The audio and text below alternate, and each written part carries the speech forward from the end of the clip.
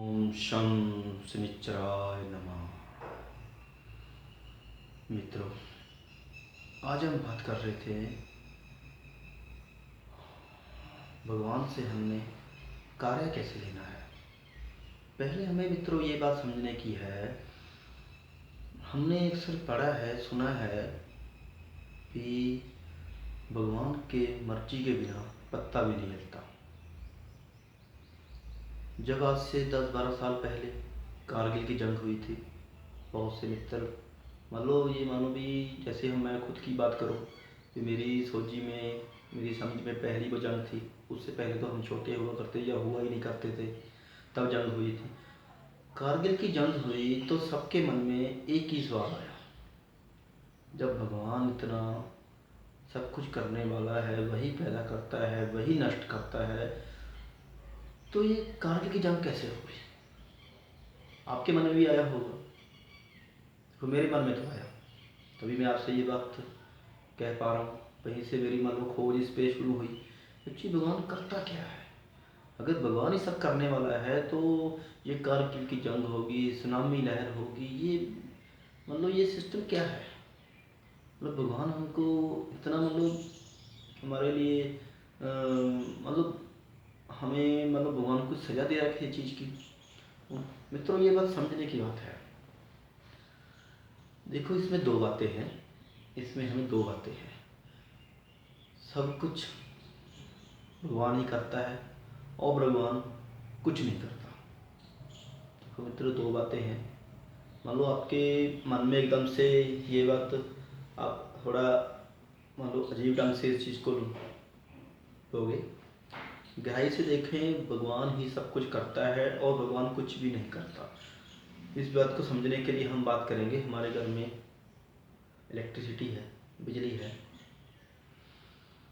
बिजली मित्रों, बिजली माने तो बिजली एक ऊर्जा है, उसमें हमारी मर्जी होती है। हम उससे एसी चला के ठंडी हवा लें या उससे हीटर चला के गर्म हवा लें, ये मर्जी हमारे पर है। या उसकी नंगी तार को हाथ लगा के हम करंट खा लें।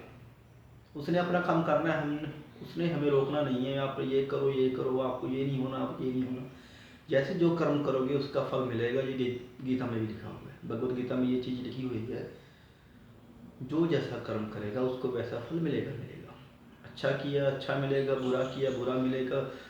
कुछ कर्मों का फल उसी समय है, कुछ का थोड़ी देर बाद है, फल तो निश्चित ही है। अब हमने बिजली का जो सिस्टम देखा, यही सेम सिस्टम ईश्वर का होता है। ईश्वर एक तरह की पॉजिटिव एनर्जी, पॉजिटिव ऊर्जा है। उसमें सिंपल सी बात है भैया, फर्स्ट एक कदम हमारा होता है, 99 कदम ईश्वर के होते हैं। अगर हमारे मन में ये विचार आया भी हमने किसी का कत्ल करना है, आपके मन में विचार आया, ईश्वर आपकी पूरी मदद करेगा मित्रों, पूरी मदद करेगा। अगर आपके मन में आया आपने अच्छे काम करने हैं, अच्छी स्टडी करनी है, आपने मन बना लिया, तो उस हिसाब से भगवान आपके हिसाब से पूरी मदद करेगा। मान लो आपके अंदर ही राम है, आपके अंदर ही रावण है, दोनों एक साथ रहते हैं। आप किस को ज़्यादा प्रेफर करते हो? एक पल, एक पहली सोच आपकी होगी, 99 कदम ईश्वर की है। मान लो कह रहे तो इसमें जो हमारा दिमाग है, उस हिसाब से अगर हमारा दिमाग नहीं होता, अगर हमारा दिमाग नहीं होता तो सारे कदम ईश्वर के ही होते। लेकिन ईश्वर ने एक हमें दिमाग दिया है, माइंड दिया है, सोचने समझने का एक समर्था दी है।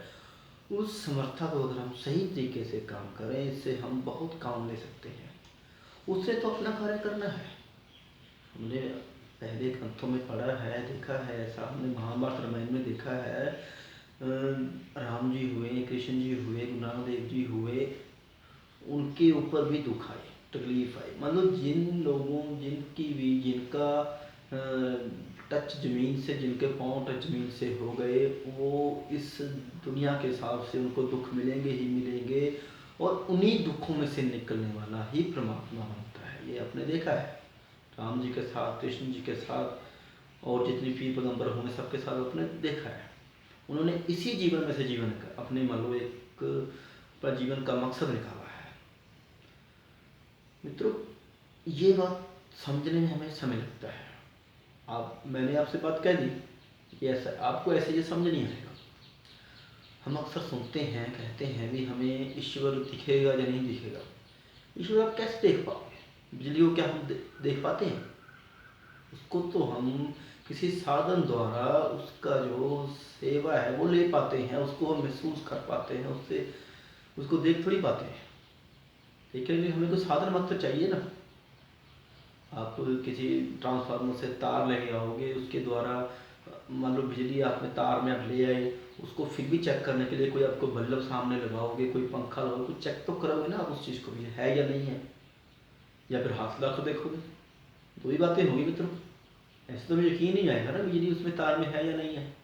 इसी तरह ईश्वर का सिस्टम है। बाकी मित्रों, बात को एकदम से मान लो हम बात को समझने की कोशिश हम करें तो ज़्यादा अच्छा है।